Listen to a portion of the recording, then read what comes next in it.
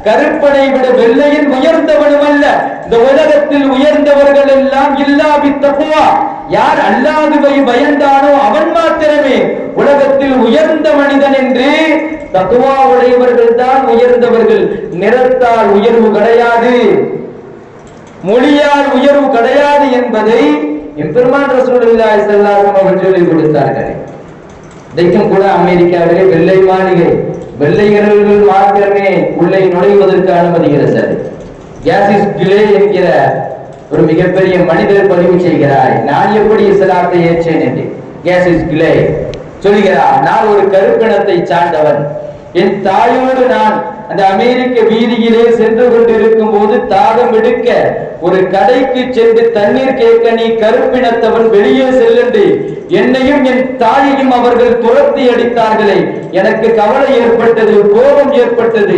நான் முடிவு செய்தேன், நான் மிகப்பெரிய வீரனாக வந்தால் என்னை இந்த உலகம் மதிக்கும் அல்லவா, இந்த அமெரிக்கா என்னை மதிக்கும் அல்லவா என்று கொத்துச்சண்டை போட்டியிலே 18 வயதிலே சேர்ந்து சுமார் 61 போட்டிகள் கலந்த 56 போட்டிகளிலே வெற்றி பெற்று அந்த கப்புகளோடு வந்து அப்போது அந்த கடையில் நுழைகிறார்.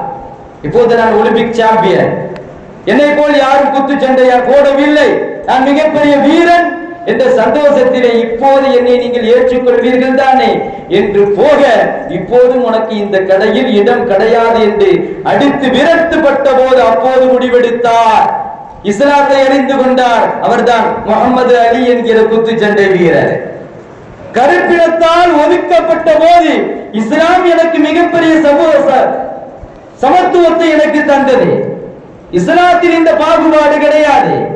ஒரு ஏழை மிஸ்கீனாக இருந்தாலும் கூட நம்மை பொறுத்தவரை முதல் சப்பிலே தொழுவதற்கு அவளுக்கு அனுமதி உண்டுதான். பணக்காரருக்கு மாத்திரம் அனுமதி அல்ல, எங்கே எப்போது யார் வந்தாலும் பள்ளிக்கு நுழைவதற்கு அனுமதிதானே. இஸ்லாம் எம்பெருமானார் சமத்துவத்தை அந்த அரபிகளுக்கு அழகாக சொல்லிக் கொடுத்தார்கள். ஒரு பெண்மணி பள்ளியை துப்புரவு செய்யக்கூடிய பெண்மணி இறந்து விட்டார் என்பதற்காக என் பெருமானார் ரசூலுல்லாஹி ஸல்லல்லாஹு அலைஹி வஸல்லம் அவர்கள் அந்த பெண்மணியினுடைய